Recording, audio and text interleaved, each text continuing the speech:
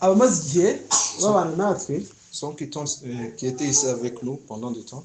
tumaze igihe twiga mu buryo bw'uruhererekane On est en train de, dans une série, intwaro z'Imana. les armes du Seigneur. Twagiye dukoresha Abefeso igice cya 6. On a utilisé le livre des Éphésiens. Niyo mpamvu ngira ngo n'ubundi twongere tujye mu Befeso igice cya 6. On va continuer dans l'Éphésiens chapitre 6. Turasoma On va lire kuva ku murongo wa 10 verset 10 tugere ku murongo wa 16. jusqu'à verset 16. Reka dusome. On va lire. Ibisigaye mukomerere mu mwami no mu mbaraga z'ubushobozi bwe bwinshi. Mwambara intwaro zose z'Imana kugira ngo mubashe guhagarara mudatsinzwe n'uburiganya bwa Satani. Kuko tudakirana n'abafite amaraso n'umubiri, ahubwo dukirana n'abatware n'abafite ubushobozi n'abategeka iyi si y'umwijima n'imyuka mibi y'ahantu ho mu ijuru. Nuko rero mutware intwaro zose z'Imana kugira ngo mubashe gukomera ku munsi mubi, kandi murangije byose mubashe guhagarara mudatsinzwe. Muhagarare mushikamye mukenyeye ukuri, mwambaye gukiranuka nk'icyuma gikingira igituza. Mukwesa inkweto arizo butumwa bwiza bw'amahoro, mubiteguza. Kandi ikigeretse kuri byose mutware kwizera nk'ingabo. Ariko muzashoboza kuzimisha imyambi y'aba mubi yose yaka umuriro. Éphésiens chapitre 6, verset 10. Au reste, fortifiez-vous dans le Seigneur et par sa force toute puissante. Revêtez-vous de toutes les armes de Dieu afin de pouvoir tenir ferme contre les ruses du diable. Car nous n'avons pas à lutter contre la chair et le sang, mais contre les dominations, contre les autorités, contre les princes du monde des ténèbres, contre les esprits méchants dans les lieux célestes. C'est pourquoi prenez toutes les armes de Dieu afin de pouvoir résister dans le mauvais jour et tenir ferme après avoir tout surmonté. Tenez donc ferme, ayez à vos reins la vérité pour ceinture, revêtez la cuirasse de la justice, mettez pour chaussure à vos pieds le zèle que donne l'évangile de paix. Prenez par-dessus tout cela le bouclier de la foi avec lequel vous pourrez éteindre toutes les traits enflammés du malin. Amen. Amen. Nk'uko natangiye mbivuga, Comme il a introduit, tumaze igihe twiga ku ruhererekane rw'intwaro z'Imana. on est en train d'étudier les armes du Seigneur. Uyu munsi rero turaza kuza kwiga umurongo wa 16. Aujourd'hui, on va étudier le 16e verset, Ni ukuvuga ngo ni intwaro ya 4 donc le 4e arme, ariyo kwizera. qui est la foi. Ikibwirizwa cyacu rero cy'uyu munsi Notre prêche de ce jour kigira kiti dit: nimutware kwizera nk'ingabo. ayez la foi comme bouclier. Nimutware, nimufate Ayez kwizera la foi nk'ingabo. comme bouclier.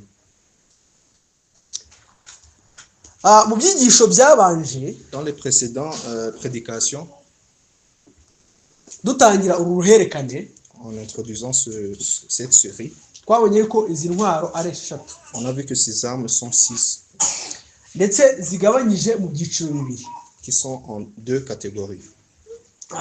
Mu by'ukuri Paul avuga iki kigereranyo, En réalité, quand Paul disait cette illustration, ni ukuvuga ngo yagereranyaga umusirikare wo mu Roma w'icyo gihe il était en train d'illustrer un soldat romain de ce temps-là, uburyo yagombaga kuba yambaye mu buzima busanzwe, en les comparaison comment il s'habillait normalement, ndetse niyo yabaga agiye ku rugamba. et même quand il était en train sur le front. Abigereranya rero abigereranya n'ubuzima bw'abakristo. Il le compare avec une vie d'un chrétien. Ababwira yuko umusirikare wo mu Roma uko yambara agiye ku rugamba, Et Paul disait à ces chrétiens que comme le soldat romain s'habillait sur le front de bataille, cyangwa n'ubuzima busanzwe uko bambara, ou normalement dans leur vie, ariko bakwiriye kwambara ngo intwaro z'Imana mu buzima bwabo bwa gikristo. Et tout de même que les chrétiens doivent aussi s'habiller dans leur vie de chrétien. Mu yandi magambo arimo arabwira abakristo bo muri Efeso, En résumé, il est en train de dire aux chrétiens de l'Éphèse yuko ubuzima bwo kwizera que la vie de salut bugereranywa n'urugamba, est comparée comme à une bataille, bugereranywa n'igisirikare. comme le militaire. Ni ukuvuga ngo umuntu wese rero uri hano wizera Donc, toute personne qui est ici et qui est croyant akwiriye kumenya yuko ubu buzima bwacu bwo kwizera ari urugamba. doit savoir que notre vie en tant que croyant est une bataille. Imana rero yaduhaye intwaro zo kwambara. Donc, Dieu nous a donné les armes pour nous habiller. Imana ntabwo yadusize ngo twebwe nyine turwane urwo rugamba twenyine. Donc, Dieu nous a pas laissé tout seul pour combattre cette bataille. Ahubwo yaduhaye intwaro zayo, niyo mpamvu zitwe ngo ni intwaro z'Imana. Donc, le Seigneur nous a donné ses armes, ce qui nous montre que c'est les armes du Seigneur.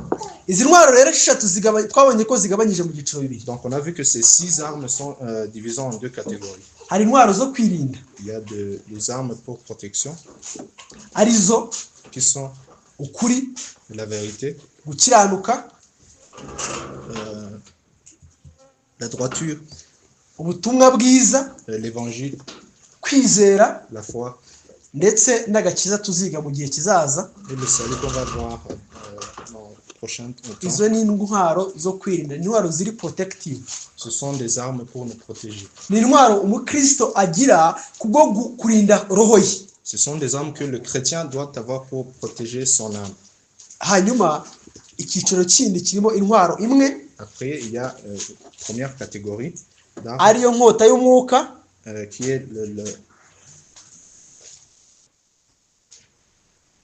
inkota y'umwuka. Inkota y'umwuka ni verse ya 17.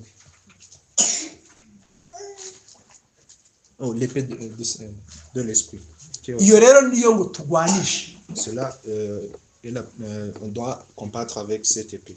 Ni ukuvuga ngo ubuzima bwo kwizera bw'umukristo, Cela veut dire que la vie d'un chrétien buri mu buryo bubiri. est en 2 manières. Harimo kwirinda, Il y a se protéger hanyuma hakabamo no kurwana. et aussi combattre. Rero inshingano ya mbere kuri wowe nk'umukristo niyo kwirinda. Donc, premièrement, en tant que chrétien, tu dois te protéger. Niyo mpamvu Paul ahamagaye abakuru b'itorero muri Efeso, C'est pour cela que quand Paul disait aux chefs des églises d'Éphèse, mbere yo kubahereza inshingano yo kurinda itorero ry'Imana, avant de leur donner l'ordre de protéger l'église du Seigneur, yaravuze ngo mwirinde ubwanyu. il leur a dit de se protéger eux-mêmes. Niyo inshingano ya mbere wowe ufite niyo kurinda roho yawe, ntabwo ari iyo kurinda roho z'abandi. Premièrement, tu as un ordre de te protéger toi-même, de ne pas protéger les autres. Nous De te protéger toi-même. C'est de te protéger toi-même. Mu by'ukuri hari igihe dutekereza yuko inshingano ya mbere dufite ari ukujya kubwira abandi bantu ubutumwa bwiza. En réalité, parfois on pense que notre premier ordre, c'est d'aller dire l'évangile aux autres gens. Ibyo ntabwo ari byo. Cela n'est pas vrai. Tugomba kubanza kwirinda, On doit d'abord nous protéger hanyuma tukabona kujya ku rugamba. et après on doit aller sur le front de Tukajya kubwirizwa abantu. prêcher aux gens. Kuri inshingano Imana igwamagarira bwa mbere ni ukwezwa kwawe, Premièrement, le Seigneur te demande de vivre une vie de sanctification kugira ngo ugire icyo ukorera Imana. pour que tu puisses aussi travailler pour le Seigneur. Hanyuma uko niko agabanya izo ntwaro eshatu. Donc ceci, c'est la façon que Paul a divisé ses armes de Dieu. Ariko nanone ushaka wavuga ko izi ntwaro zigabanyije mu bice bibiri nanone mu bundi buryo. Et tu peux même dire que ces armes sont aussi divisées en 2 manières. Eshatu zibanza ushaka wavuga yuko ari izambarwa ku mubiri. Les 3 premiers, tu pourrais dire que ce sont ceux qu'on s'habille sur le corps. Ngo ni intwaro umuntu agira ku mubiri we. Donc des armes que tu as sur ton corps. Nizo kwambarwa. Qu'on habille. Izindi eshatu za nyuma, Les 3 derniers, zikaba iz'umuntu afata cyangwa se agendana. sont ceux que une personne doit avoir avec lui. Ngo nizo gufata hanyuma ukazikoresha. Tu les prends et puis tu les utilises. Rero ubona mu myandikire ya Paul asa nk'aho ari uko nguko agabanya izi ntwaro. Donc on voit même que la manière dont Paul écrit et il divise aussi ses armes dans cette reka façon. dusome duhereye ku murongo wa 14 tugere ku murongo wa 14 mu mwumve. On va lire du chapitre 14 jusqu'à 16. Avuga ngo muhagarare mushikamye mukenyeye ukuri mwambaye gukiranuka nk'icyuma gikingira igituza mukwesa inkweto arizo ubutumwa bwiza bw'amahoro bubiteguza. Hano tubonamo intwaro eshatu za mbere. Ici, on voit les trois premières armes. Hanyuma ku murongo wa 16 Et au verset 16 na 17 et 17, avuga ngo kandi ikigeretse kuri byose. dit avec lequel agiye kuvuga noneho izo gufata mutware. il dit de tenir ces armes. Nukuvuga ngo ikigeretse kuri byose mutware kwizera nk'ingabo. Il dit aussi, prenez par-dessus tout cela le bouclier de la foi, ariko muzashoboza kuzimisha imyambi ya wa mubi yose yaka umuriro, avec lequel vous pourrez éteindre toutes les traits enflammés du malin. mwakire agakiza kaba ingofero, Prenez aussi le casque du salut mwakire n'inkota y'umwuka ariyo jambo ry'Imana. et l'épée de l'esprit qui est la parole de Dieu. Bavandimwe rero uyu munsi turaza kuza kuganira ku ntwaro ya kane ariyo kwizera. Mes frères et sœurs, aujourd'hui on va parler au quatrième arme qui est la foi. Intwaro eshatu za mbere twarazize, Les trois premières armes, on les a discutées, on les a vues. twagiye tuziga twiga imwe imwe mu buryo burambuye. On a étudié chacun en détail. Twahereye ku kuri, Premièrement par la vérité, kugenda tukageza ku butumwa bwiza. à l'évangile de paix. Murambabarira, Vous allez me pardonner. ubushize nakoresheje vocabulaire mu buryo butarimo.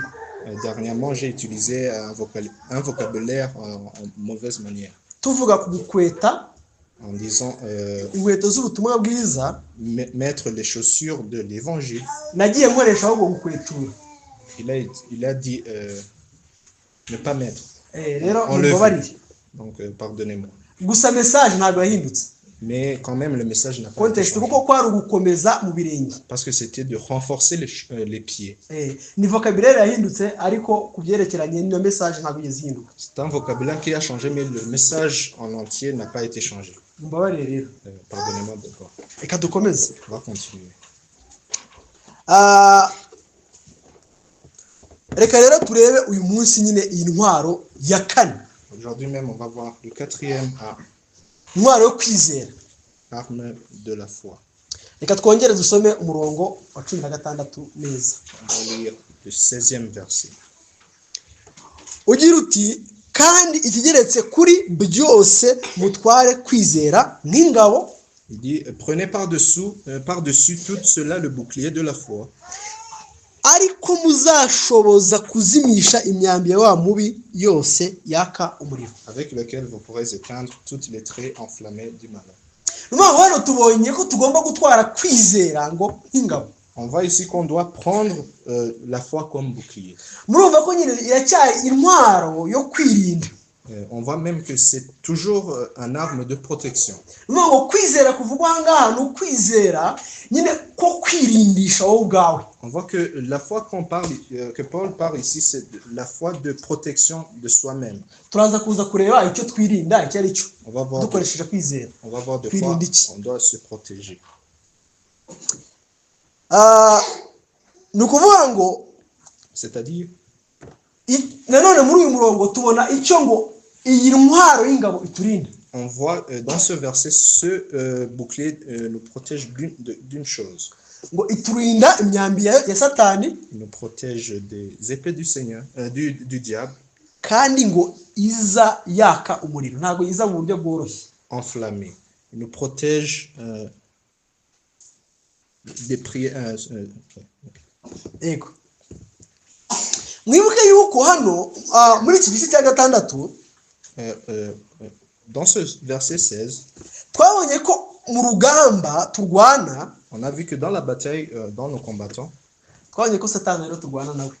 on combat contre le diable. Ntabwo ari igisirikare nyine cyo mu buryo busanzwe. C'est pas un militaire spécial. Ahubwo twabonye yuko ubuzima bwacu bw'ubukristo, On a vu que dans notre vie de chrétien, ntabwo turwana n'abaturanyi bacu. nous ne combattons pas contre voisin. Muzabyumva nyine hano hanze bati ngewe umuturanyi wanjye aranyanga. Ici, on entend des gens qui disent que mon voisin est mon ennemi. Nta kintu ushobora kugeraho. Je ne peux pas atteindre aucune chose. Ku buryo abantu usanga bigishwa mu madini ahubwo kwangana. Donc on voit que dans les différentes religions, on prêche aux gens de haïr leurs voisins. Ku buryo umuntu arebye umuturanyi we, et quand une personne voit son voisin, cette personne dit que tous mes problèmes viennent de mon voisin. Donc nos ennemis, ce n'est pas nos voisins, ce n'est pas ce que le Seigneur dit. Ton premier ennemi, toi-même, à cause de ta nature de pécheur. C'est ta chair. Ta chair qui veut ce que le Seigneur haïsse. Et le deuxième ennemi, c'est le monde. Donc le système du monde qui nous entoure. Le travail, nos employés, tes études, les étudiants.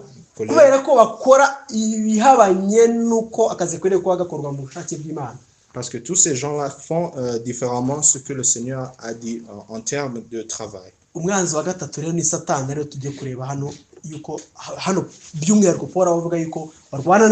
Donc troisièmement, c'est le diable que Paul dit ici dans ce verset-là. On le voit dans le 11e verset et le 12e verset. Avant qu'on lise cela, tu dois d'abord savoir que tu as trois ennemis. Le monde, ta chair, toi-même, ta nature de pécheur et le diable. Ici, Paul dit spécifiquement combattre le diable. On va lire le 11e et le 2e verset. Revêtez-vous de toutes les armes de Dieu afin de pouvoir tenir ferme contre les ruses du diable. Contre les ruses du diable. 12e verset.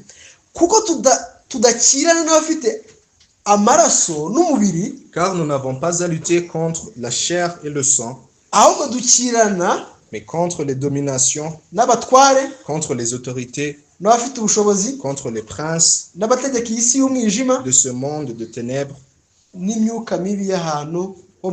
contre les esprits méchants dans les lieux célestes. Le verset 16 qu'on est en train d'étudier nous dit dans sa deuxième ligne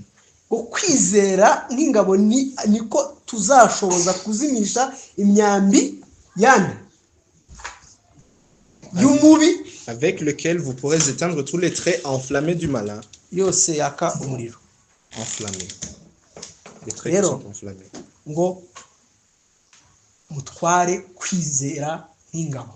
Prenez par-dessus tout cela le bouclier de la foi. Je ne sais pas si beaucoup de gens qui sont ici savent ce que c'est le bouclier.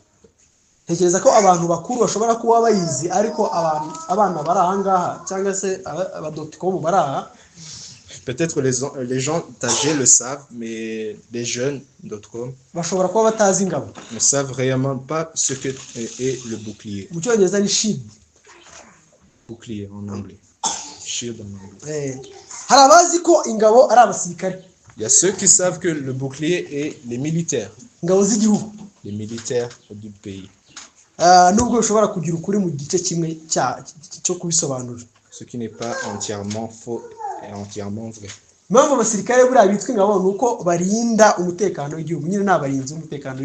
Donc les soldats sont les protecteurs du pays. Cela est aussi comparé au bouclier dans le passé, ce que le bouclier faisait dans ce temps-là. On voit que le bouclier est une utilité cyakoreshwaga kera kamanze n'usobanurira mu Rwanda rwo hambere. Donc il va expliquer au Rwanda. Ni ukuvuga ngo cyakoreshwaga ku rugamba. Le bouclier était utilisé sur le front de bataille. Ku buryo niyo umuntu yajyaga kurwana yajyaniraga ingabo kugira ngo ajye abasha kwizimisha cyangwa se ijye imurinda igihe bamurashe ajye abasha kuba yakikingira. Et une personne avait un bouclier pour se protéger contre les traits venant de l'ennemi. Les flèches venant de l'ennemi. Ngira ngo muri ntuza y'igihugu ni muki mu kirangantego cy'igihugu. On va bien dans harimo ingabo muzayirebemo. Dans l'entité du pays, on voit le bouclier. Ni kuriya ingabo yabaga imeze. Cyari gikoresho kwirinda. C'était pour se protéger. Rero abanyarwanda bo hambere bajya ku rugamba nyine bajyanaga ingabo. Donc les anciens Rwandais allaient sur le front avec un bouclier. Kuko nyine u Rwanda rwaguye no kurwana. Parce que le Rwanda vivait constamment en se battant pour agrandir le pays. Kuvuga ngo rero batwaraga ingabo kugira ngo nibaza kumurasumwa imyambi abe yabasha kwikingira. Donc le soldat rwandais avait un bouclier pour se protéger contre les flèches. Ariko none reka tujye mu gihe cya Paul. Maintenant d'abord on va voir dans le temps de Paul. Kuko yanditse mu gihe cy'abaromani mu ngoma y'abaromani. Parce que cela a été écrit dans l'ère des Romains. Nuvuga ngo ingabo z'abaromani zitwaga scatam. Donc les soldats romains s'appelaient les scatam.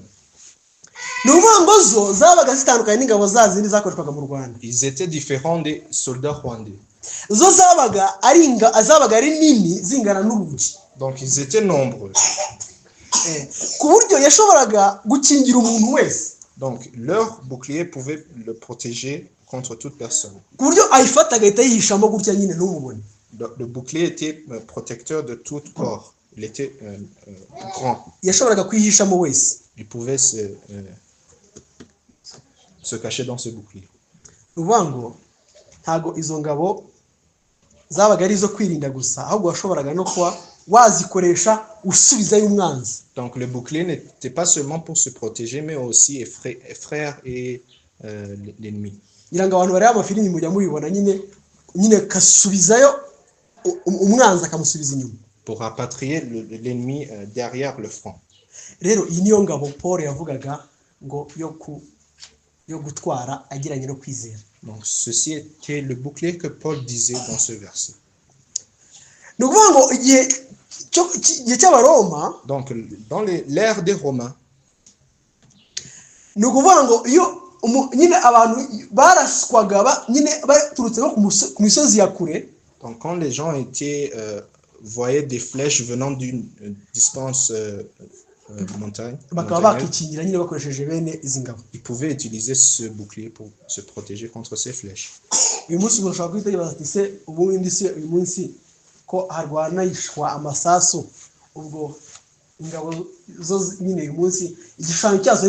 Donc aujourd'hui on utilise point un bouclier, mais on utilise des tu pourrais te poser comment maintenant ce bouclier est relatif de ce temps ici. Donc ceux qui suivent l'actualité, on a vu que au Rwanda, quand l'ennemi combattait dans ces derniers jours, il y avait des instruments militaires qui pouvaient empêcher ces. Donc aujourd'hui il y a des instruments qui sont ici, peuvent être utilisés comme bouclier dans ce temps-ci. Donc pourquoi Paul utilise cette image pour comparer avec la foi? Donc on va d'abord écouter ce que la foi est. Dans le livre des Hébreux, 11e chapitre, la foi ni ukumenya rwose ibyiringirwa udashidikanya ko bitazaba. et de savoir sans aucun... cumi n'umwe umurongo wa mbere. Or, la foi est une ferme assurance des choses qu'on espère, une démonstration de celles qu'on ne voit pas. kandi ngo niko kuduhamiriza ibyo tutareba ko ari iby'ukuri. Une démonstration de celles qu'on ne voit pas. Nubwo kwizera, nubwo kwizera gushingiye ku bitagaragara. Donc la foi est soutenue par ce qu'on ne voit pas. hanyuma ibyo ngibyo bigahereza impamvu kubaho. Donc cela nous donne aussi une raison de vivre. ntabwo nyine kwizera gushingiye ku bimenyetso. Donc la foi n'est pas soutenue par les choses visibles. nicyo kwizera ari cyo. Nubango rero umuntu udafite kwizera none umwanditsi w'Abayahudi aravuga ngo ntashobora kunezeza Imana. Donc on va même dans ce livre des Hébreux que une personne qui n'est pas croyante ne peut pas satisfaire le Seigneur. Yaba kwizera umurimo wa Kristo kuduhesha ubugingo buhoraho, Tandis à avoir foi dans l'œuvre de Christ qui nous donne la salut. ariko n'urugendo rwacu dusigaje ko kubaho mu isi nyine tugomba kuba twizera Imana ku buryo utizera Imana ntabwo ushobora kunezeza Imana n'iyo warize. Et même dans notre vie restante, tu dois avoir la foi en Christ parce que tu ne peux pas satisfaire Seigneur sans Christ. Ni ukuvuga ngo Abisirayeli bava muri Egiputa, On voit bien que les Israéliens, quand ils sont ressortis de l'Égypte, bari barabonye Imana ibambutse inyanja itukura. ils avaient vu le Seigneur en train de leur traverser la mer Rouge. Babonye Imana ibakiza, twabyiranye n'umurimo w'agakiza. Donc le Seigneur leur a sauvés. Ariko mu butayu Imana tubona ibahana kubera ko batabashije kugira gute kwizera. Et on voit même que dans le désert, le Seigneur leur a puni pour leur manque de foi.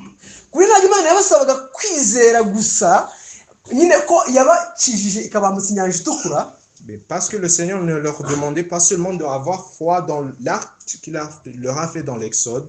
Yanabasabaga kwizera mu buzima bwose bwo mu butayu kugera ibagejeje mu gihugu cy'isezerano. Mais le Seigneur leur demandait aussi d'avoir une foi même dans les temps restants, jusqu'au paradis. Ni ukuvuga ngo rero natwe ntabwo dukeneye kwizera kugira ngo duhabwe ubugingo buhoraho gusa, dukeneye kwizera no mu buzima bwa gikristo bw'umunsi ku munsi. Donc nous-mêmes croyants, nous ne devons pas avoir une foi seulement dans l'œuvre de Christ, mais aussi avoir une foi restante pour notre vie de sanctification. Satani rero azi ko icyo kintu ari ingenzi ku buzima bw'umukristo. Donc le diable sait que ceci est une chose importante dans la vie d'un croyant. Arabizi yuko umuntu utizera adashobora kunezeza Imana. Il le sait que un païen ne peut pas satisfaire le Seigneur. Arabizi ndetse cyane. Il le sait énormément. Niyo mpamvu rero yataka kwizera kwacu. C'est pour cela que le diable attaque notre foi. Nubango yataka kwizera kwacu cyangwa se atuma dushidikanya kubyo twizera iyo byagenze gute. Cela signifie que le diable attaque notre foi. Iyo tugeze mu byago, gupfusha, inzara, quand on est dans la mort, la famine, des mauvais moments, atwereka ko Imana itatwitayeho. le diable nous montre que Dieu nous ignore. Atwereka ko Imana idahari. Il nous montre que Dieu n'est pas là pour nous. Iyo tuguye mu byaha, Quand on pêche, atwereka ko tutigeze twizera. il nous montre qu'on n'a jamais été croyant. Bati ni gute wavuga yuko uri umukristo wizera Le diable te dit, comment tu peux être un croyant ukaba wakoze icyaha n'iki n'iki? et de toi-même tu fais un tel péché. Ntabwo ubona ko muri bene data bose baterana ariho umunyabyaha usumba abana? Vois-tu donc pas que dans tous tes frères, tu es le mauvais frère? Ntabwo se ubona yuko ari wowe muntu utiga ijambo ry'Imana abandi bose biga ijambo ry'Imana mu buryo buhoraho? Vois-tu donc pas que tu n'étudies pas la parole de Dieu alors que les autres étudient la parole du Seigneur? Icyo abagamije no kugira ngo ushidikanye koko. Donc le diable veut que tu puisses pas avoir une foi Atari kuzika ari byo. et tu dises que c'est vrai en réalité ce qu'il dit.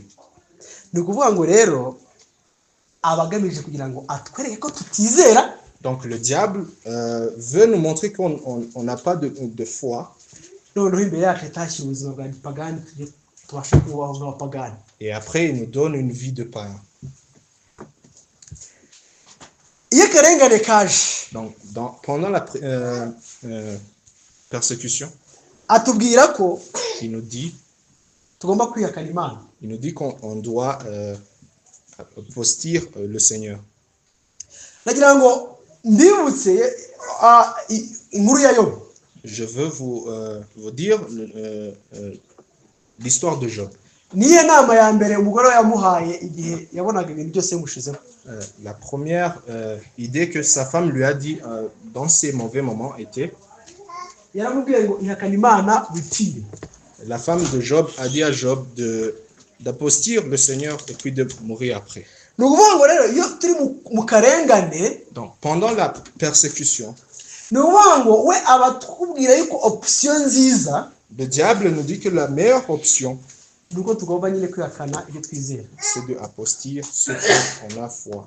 Ibi nagira ngo tubyumve kugira ngo tubashe kumenya imitego ya Satani. Donc on doit comprendre ceci pour qu'on puisse combattre les mauvais gestes du diable. Kugira nyine ntabwo ushobora kumva uburyo nyine Satani adutegera no mu kwizera kwacu. Tu ne peux pas comprendre comment le diable aussi nous peut même utiliser notre foi pour nous montrer comment on n'est pas croyant.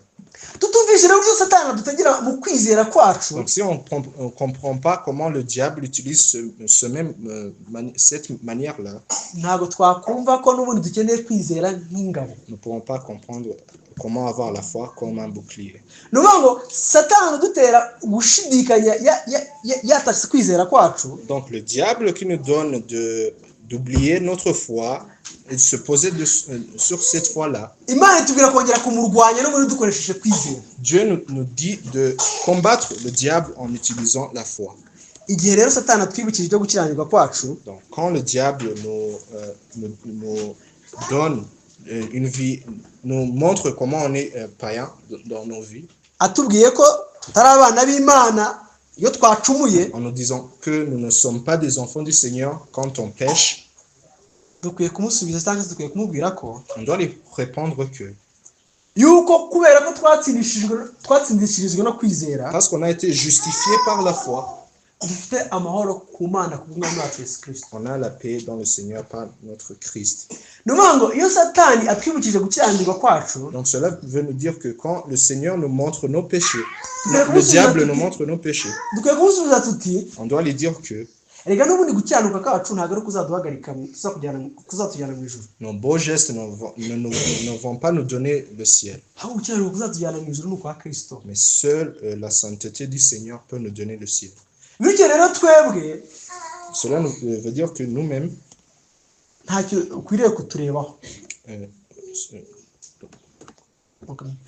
ahubwo ukwiriye kureba kuri Kristo. donc tu dois regarder vers Christ, mais pas sur toi-même. Waduhaye ko gukiranuka. Christ qui nous a donné cette sainteté. Dukwiriye kumuhamiriza rwose yuko abari muri Kristo Yesu nta teka bazakirwaho kandi uko ari ukuri kubyanditswe byera. Donc on doit prêcher que dans Christ on ne pourra pas périr dans le Gehenna. Et cela est dans les lettres saintes. Abaroma 8 igice cya mbere. Romains chapitre 1 verset 8. Ni ukuvuga ngo Satani dukwiriye kuba tumutsindisha, handitswe ngo kabone n'ubwo imitima yacu yaba itabishyikira neza. Donc on doit vaincre le diable, que même si nos cœurs ne comprennent pas cela en entièreté, entièrement. Igihe akarengane kaje, Donc pendant la persécution, akatubwira ko Imana itaba idukunda cyangwa se Imana itadukunda, le diable nous dit que le Seigneur nous haïsse. atwereka uburyo Imana itaba idukunda ngo yemere ko turengana. Donc si le Seigneur nous aime, vous ne pourrez pas accepter notre persécution Kandi tubabare mu isi, pour ne pas avoir une vie turi abana b'Imana. que nous sommes des enfants du Seigneur. Ndagira ngo mubwire yuko abantu abigisha b'ibinyoma naha ngaho bahagarara. Je veux vous dire que ceux qui enseignent malement la parole de Dieu utilisent ces mêmes manières de dire.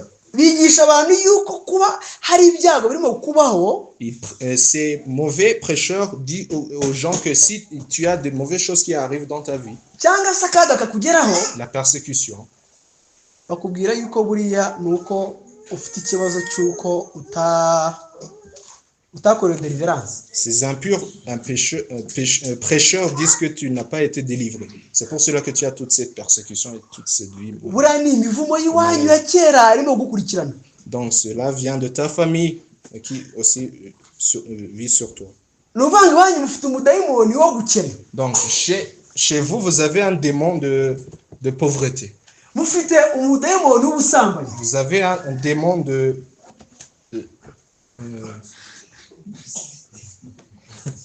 prostitution. mufite umudayimoni ubateza kwiba abantu b'iwanyu. Donc vous avez un démon qui vous utilise pour voler vos voisins. Mufite umudayimoni utuma abantu b'iwanyu biga ntibarangize. Vous avez un démon qui vous empêche d'étudier et de terminer vos études. Ni ukuvuga ngo akwereka ko ikibazo ntabwo ari wowe, ni kiri hanze uzanirwa n'abandi. Donc il vous montre que le problème ne vient pas de toi mais des autres gens. Ibyo rero bituma nyine abantu babona yuko kurengana, kubabara, gusonza, gukena, kutiga, bakavuga yuko ibyo ngibyo nyine bituruka kuri Satani. Donc cela fait aux gens de penser que la persécution, la pauvreté, la famine vient du diable. Iyo rero haje akarengane, Donc pendant la persécution, Satani akatubwira yuko Imana itaba idukunda ngo yemere yuko tubabazwa gutyo. le diable nous dit que si le Seigneur nous aimait tellement, il n'aurait pas accepté cette persécution de même. Dukwiriye kumusubiza yuko tutahawe kwizera Kristo gusa, On doit lui répondre qu'on n'a pas eu foi en Christ seulement, ahubwo twahawe no kubabazwa kuke. mais même aussi pendant la persécution pour lui. Dukwiriye rwose kutiganyira On ne doit pas se complaindre no kwicwa n'agahinda et avoir aussi iyo turi mu makuba la rage n'akarengane. et aussi la haine quand on est dans le moment de persécution. Hari igihe nyine tugira ngo hari nk'ahandi tujya tugera tukaba twemerewe kwitotombera Imana. Parfois, on pense qu'il y a des moments où on peut se complaindre du Seigneur. Ku buryo uvuga utari ko Imana yo ntibibona ibi ngibi. Et parfois, tu te dis toi-même que le Seigneur est en train de voir ceci. Ni ukuvuga ngo Imana iradutegeka ngo mu bihe byose muhore mushima. Donc, le Seigneur nous ordonne, dans toutes choses, on doit se réjouir. Ariko hari igihe iyo uri mu bihe bibi, Mais pendant quand tu es dans des mauvais moments, tuvuge na bapfushije, et tu as perdu un prochain, kuko utari ko Imana ntago yumva, ntago kuko ibona yuko ntabasha kwishima napfushije. et tu te dis que le Seigneur puisse pas voir que je peux pas me réjouir dans la mort d'un prochain.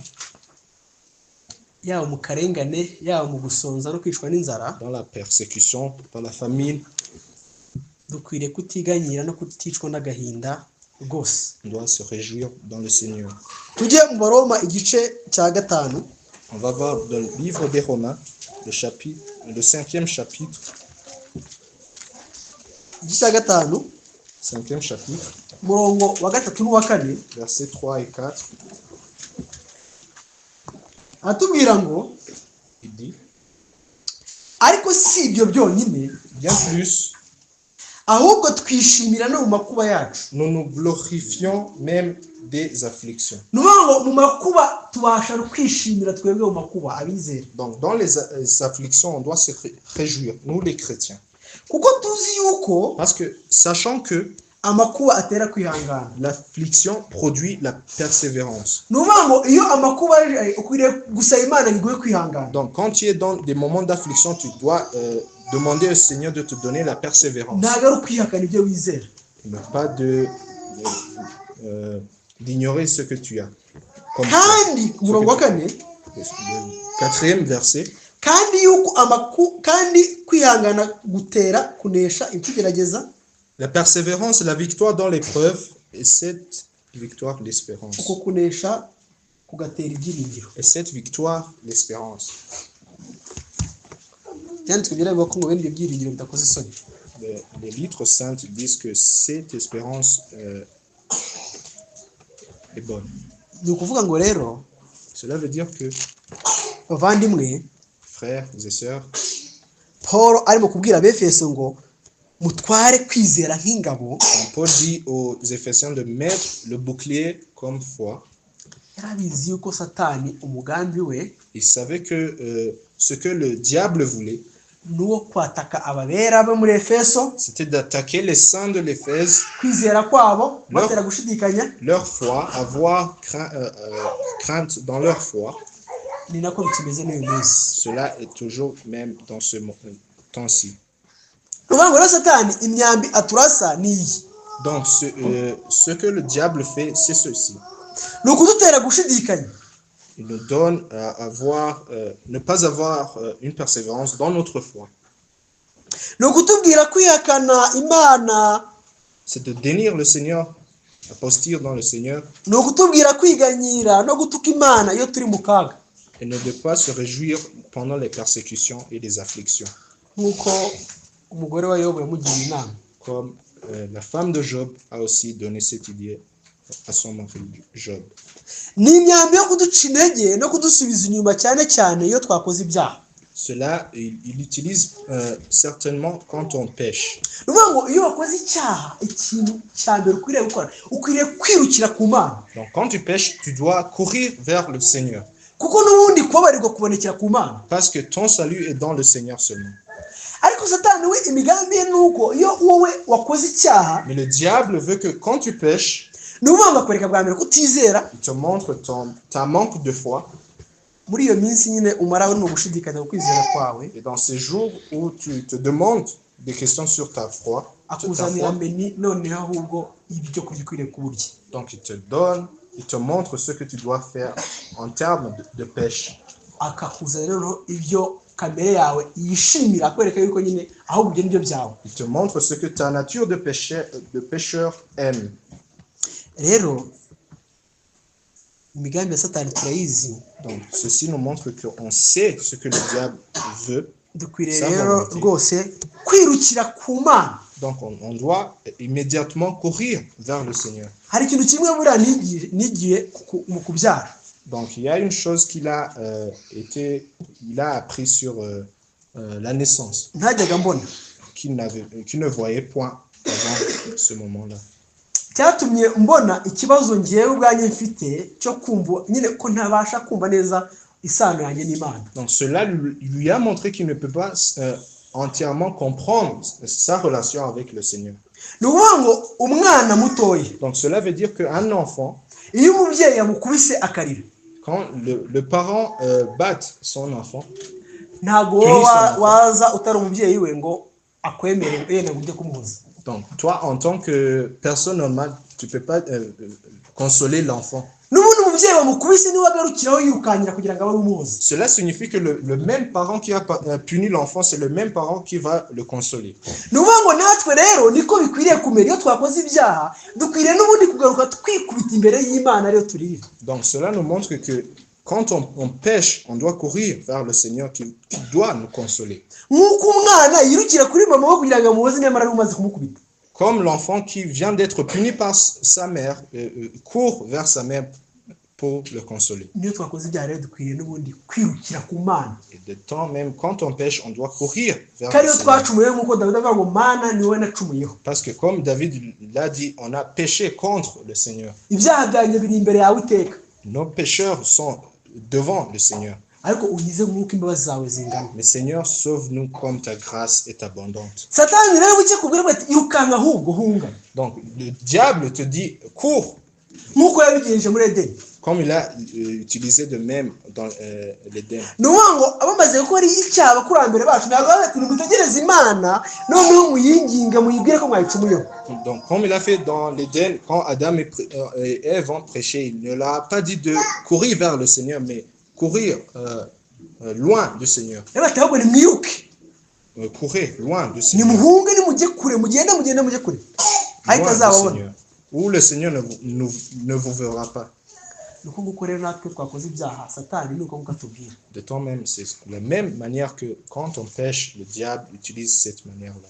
Mani magambo igihe ukeneye kwegera Imana ni igihe ahubwo wakoze ibyaha. Donc quand tu dois courir vers le Seigneur, c'est quand tu as péché. Ntabwo nyine ukwiriye kwegera Imana kubera yuko umaze igihe uri muri kwayitaye nziza usenga uterana oya ahubwo igihe ubona ibyaha byakurembeje ukwiriye kwirukana n'ubundi ugaruka ku Mana. Tu ne dois pas aller vers le Seigneur quand tu es dans de bons moments, mais réellement quand tu es dans des mauvais moments. Yego. ni ukuvuga ngo indi myambi ni ukutubuza amahoro n'ibyishimo bizanwa n'agakiza. Donc, d'autres traits, c'est de nous empêcher d'avoir la joie du salut. Akakwereka yuko kuba udahembwa amafaranga runaka buriya rwose wowe uri inyuma. Donc, le diable te montre que si tu n'as pas assez d'argent quelconque, non, tu n'es pas un enfant du Seigneur. Kuko utizenda ngo ugera ahantu runaka kubera ko uri umuhombyi. Parce que toi, tu n'as point de foi dans le Seigneur. Ni ukuvuga ngo abagamije kutubuza kunyurwa. Donc le diable veut nous empêcher d'avoir satisfaction dans le Seigneur, d'être satisfait dans le Seigneur.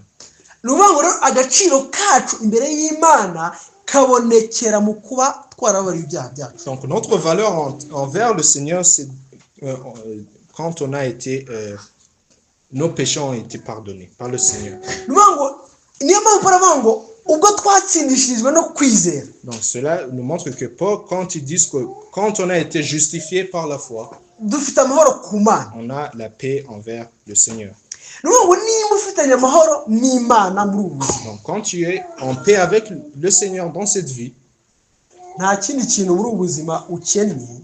Tu ne manques point d'autre chose dans ce monde gikwiye gutera kwiganyira. Que tu puisses complaindre. Nimba warafashe Kristo mufite koko. Donc si tu as réellement Christ en toi, nta kintu na kimwe ubura kugira ngo ube ubuzima bwo kubaha Imana. Tu ne manques aucune chose pour vivre une vie de sainteté. Ibyo nyine bikwiriye kujya mu mitima yacu. Donc cela doit rentrer dans nos cœurs.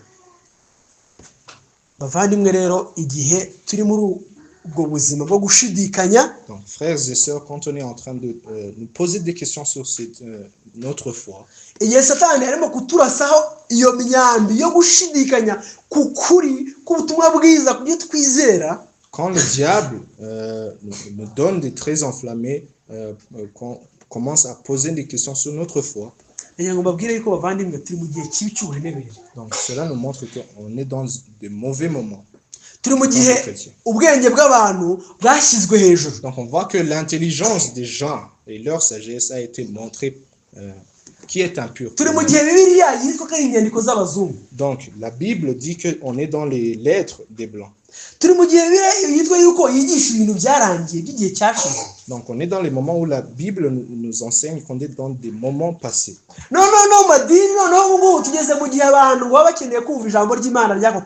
On voit même que dans certaines religions, les gens veulent entendre la parole de Dieu pendant ce moment-là. La parole d'un prophète. Un prophète impur. Le diable. Ibyo rero yo abana b'Imana ushobora kubona mu rugo iwanyu ari wowe wenyine usigaye wirirwa uri muri iki gitabo abantu bita kari cyashaje. Donc toi en tant qu'enfant du Seigneur, tu vis et tu lis les lettres saintes dans ta famille et tu es la seule personne qui le fait. Ukabona abandi bana mwigana na abasirimu wowe ahubwo urimo uragenda usubira inyuma kuko bavuga ngo wambara rumbi. Et les autres personnes, tes camarades en l'école ou dans ton travail, s'habillent malement et te disent que toi, tu es un... Donc, il y a un frère, quand il était en train de préparer son mariage, donc ceux qui accompagnent, ceux qui vont être mariés. Donc on voit que dans la cérémonie de mariage, il y a les personnes de la famille. Donc il a dit à ses sœurs, donc venez faire le service dans le mariage. Et d'abord, il y a des robes qu'on a préparées pour vous. De longues robes. Ses sœurs ont vu ces robes. Et ils ont détesté ces robes parce qu'ils disaient qu'ils ne venaient pas pour se couvrir. Parce que aujourd'hui, il y a des robes de mariage nues. Les seins des sœurs sont derrière,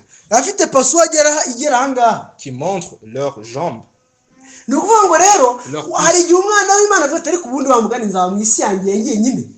il y a des temps où un enfant de Dieu se dise, je vais vivre dans ce monde seul. ko abandi bana twigana bagomba gufunga ibibuga none nzibuka ne ko amasomo akomeye Que mes camarades trichent, comment vais-je passer les examens sans tricher? rero kubera uburyo umuntu ari umwana mu byo kwizera Parce que un chrétien est aussi un enfant en termes de foi. akavuga ati ntabwo wabura ubwenge n'ubundi ubwo nyine reka nzihana. Il finit par pécher et se dit, je vais me repentir après.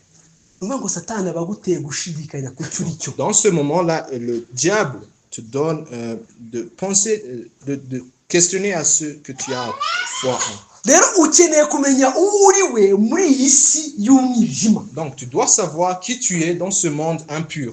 Ukeneye kumenya yuko ubuzima bwawe niyo bwaba ari wenyine ubayeho bunezeza Imana ukwiriye kubaho. Donc tu dois savoir qu'en tant qu'enfant de Dieu, même si tu vivais seul ici, tu dois vivre une vie de celui qui a écrit ce chant a dit, je suis un chrétien. Je serai toujours un chrétien, même jusqu'à la mort. Je suis un chrétien, même si le monde me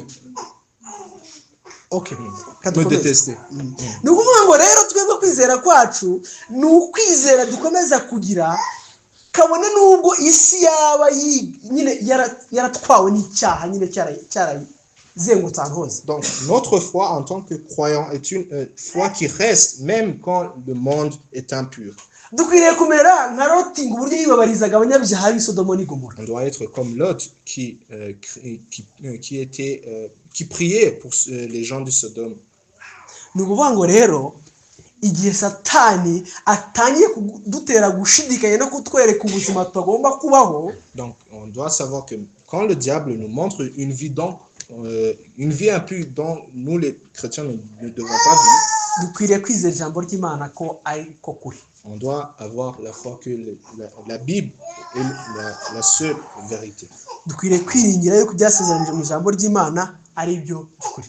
On doit avoir la foi que ce qui a été promis dans la Bible est la réalité du Seigneur. Aujourd'hui, il y a beaucoup de mauvaises professions. Donc on voit que dans l'enseignement de ces jours-ci, beaucoup de livres de sciences n'acceptent pas la évolution. Donc, ils enseignent l'évolution humaine.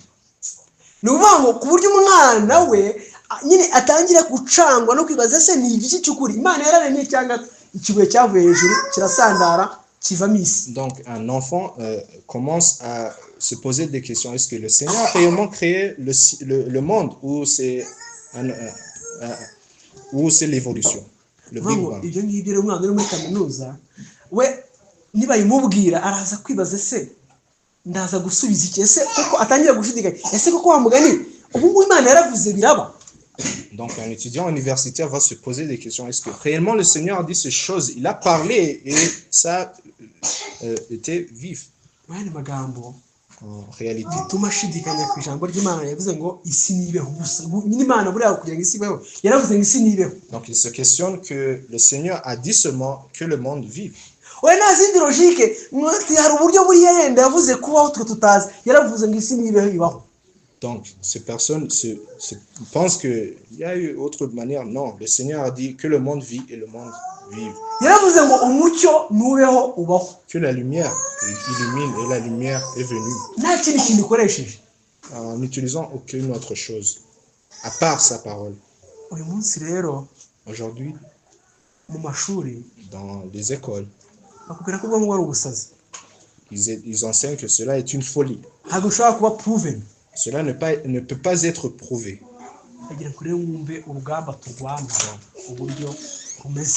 Comprenez la bataille dont nous sommes.